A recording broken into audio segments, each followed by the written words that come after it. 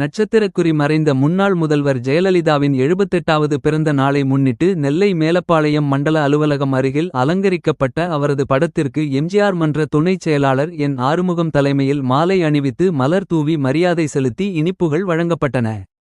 இந்த நிகழ்வில் முன்னாள் கவுன்சிலர்கள் குறிச்சி சேகர், தவுலத் பிவி, செய்தி தொடர்பாளர் அப்துல் காதர், எம்ஜிஆர் மன்ற நிர்வாகிகள் அஜீஸ், சங்கரன், மஞ்சி ஞானியார், பக்கீர் மைதீன், முத்தையா செல்வம், சதாம் உசேன், முகமது அலி ஏராளமானோர் கலந்து கொண்டனர்.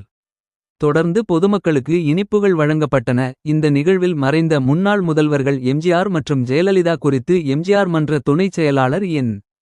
ஆறுமுகம் பேசினார்.